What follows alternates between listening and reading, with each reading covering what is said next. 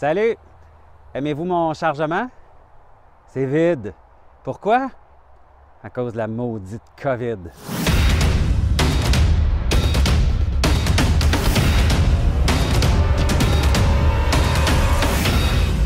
Salut, je vous parle en direct de la plateforme vide de mon camion. Je suis dans la région de Boston et je reviens vers Montréal en ce moment avec un camion vide. Un camion assez grand, 53 pieds de long, 8 pieds de large, pour apporter l'équivalent de 400 000 tests rapides au Québec ou l'équivalent d'à peu près 30 à 40 000 repas pour un Québécois. Pourquoi je reviens avec un camion complètement vide? En fait, c'est super simple à comprendre. Bienvenue dans mon camion. Vous voyez ma chambre en arrière et vous remarquez peut-être qu'il y a Léa et Stella. Je voyage avec mes deux chats et c'est dans ce camion-là que je passe de 3 à 4 semaines de suite pour aller chercher de la marchandise qu'on va tous pouvoir ensuite acheter ou dont on va pouvoir profiter au Québec. Hier, c'était ma première journée de retour au travail après le congé des fêtes et évidemment, j'ai salué mes collègues, on était contents de se revoir, on a jasé un peu. Et ce matin, j'ai appris qu'un de ces collègues-là avait testé positif à la COVID-19 et malheureusement, il est malade ce matin. Donc, qu'est-ce que je fais? Je suis aux États-Unis en ce moment. Cet après-midi, j'ai 2 rendez-vous chez 2 clients. Et sachant combien Omicron est contagieux, il y a de fortes chances que j'ai été infecté moi aussi. Moralement, c'est clair que je ne peux pas aller chez mes clients cet après-midi parce que je risque de les infecter. J'ai appelé mon patron, j'ai dit « Qu'est-ce que je fais? J'ai pas de symptômes. Est-ce que je reste ici aux États-Unis puis je continue mon travail? » La réponse c'est non, parce que si demain ou après-demain je développe des symptômes et que je dois me placer en isolement ici aux États-Unis, ça me dérange pas de passer 5-10 jours dans mon camion. Le problème, c'est qu'on n'a pas de toilette, il n'y a pas d'eau courante, on ne peut pas aller dans des lieux publics, je ne peux pas aller dans un truck stop, je ne peux pas aller dans un hôtel. Donc, il me reste une option. Et cette option-là, c'est de me dépêcher, de tout arrêter ce que j'étais en train de faire, puis de passer les douanes, puis d'aller chez nous, me placer en isolement.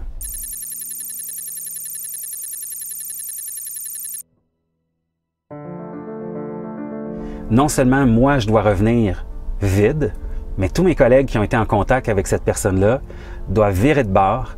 C'est ça présentement la situation pour les camionneurs et pour les compagnies de camionnage. Ça veut donc dire que nos camions en ce moment vont rester stationnés vides pendant 1 semaine au minimum et que ces camions-là auraient pu transporter des denrées dont on va manquer dans les prochains mois. Mais là, je vous entends me demander « Ouais, mais c'est quoi le rapport avec les non-vaccinés? » Bien, la réponse est fort simple. La personne qui a attrapé la COVID-19, c'est un collègue qui, par choix, n'est pas vacciné. J'adore cette personne-là, c'est un ami à moi. Or, on sait que les non-vaccinés attrapent plus facilement la COVID. Mais c'est pas compliqué, la COVID, elle attaque tout le monde, sans distinction.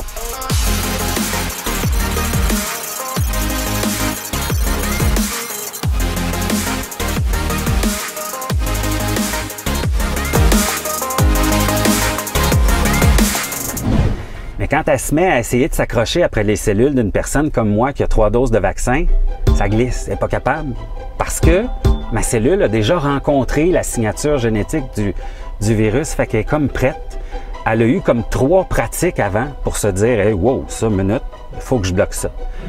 Fait que quand la vraie COVID arrive, là, pas le vaccin, bien là, ma cellule est comme « non, tu rentres pas ici, là, ça fait 3 fois que tu me niaises, fait que tu rentreras pas ». Mais quand la COVID arrive dans le corps d'une personne qui n'a jamais eu de répétition générale, qui n'a jamais eu de vaccin, bien la COVID, elle essaie de s'accrocher à la cellule, puis elle fait comme « ben regardons ça », elle s'accroche, puis elle rentre dedans. Parce que le corps n'a jamais été en contact avec une petite dose de COVID avant. Mais le système n'est pas parfait. Fait que même les vaccinés, on peut attraper la COVID. Puis on l'attrape, j'en suis la preuve. Je l'ai présentement avec 3 doses de vaccin. Fait que ça, c'est ma face de gars qui est vraiment surpris. C'est comme la non-surprise de l'année. 2 petites barres. Sauf que la COVID réussit à rentrer dans une petite minorité de mes cellules. Puis c'est pour ça qu'en général, les gens qui sont vaccinés sont beaucoup moins malades. C'est qu'ils sont infectés, mais juste dans une infime partie de leurs cellules. Alors que pour les non-vaccinés, ben, le problème, c'est que le virus, lui, il n'y a pas d'obstacle. Fait qu'il rentre dans toutes les cellules. Puis c'est pour ça qu'il tombe malade vite. Dans le cas de mon collègue non vacciné, ben, la COVID est rentrée facilement. Puis mon collègue, ben, il est bien malade. Ce matin, je lui ai parlé, puis il va pas bien.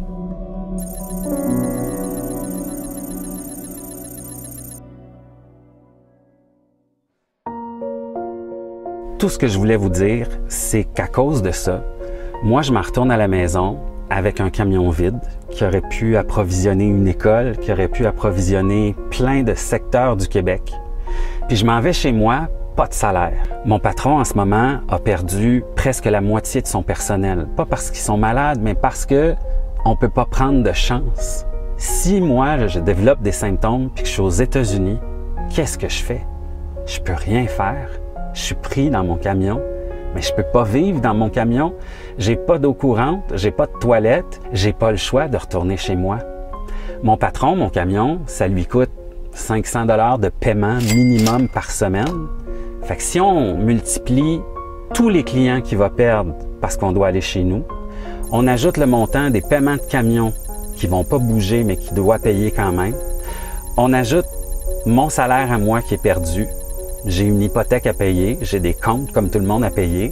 Si on fait le total monétaire de tout ce qui s'est perdu depuis 24 heures, puis de tout ce qui va se perdre dans mon entreprise, une entreprise dans le transport où il manque tellement de ressources en ce moment, bien, si on fait le total de tout ça, bien, c'est épouvantable comme conséquence.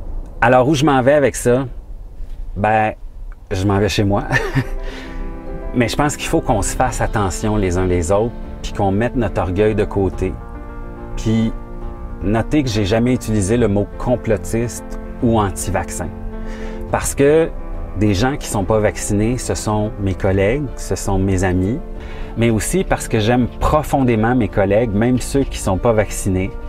Moi, tout ce que je veux faire, c'est vous donner mon exemple, vous expliquer l'exemple de l'école de la région de Montréal qui n'aura pas ces systèmes de chauffage et de vous expliquer aussi comment mon entreprise, si importante dans la chaîne d'approvisionnement pour notre marchandise qu'on achète en ce moment, bien, comment mon entreprise est affectée à cause d'une seule personne qui, malheureusement, n'était pas du tout mal intentionnée, mais a pris la décision de ne pas recevoir le vaccin. Je vous remercie de votre écoute.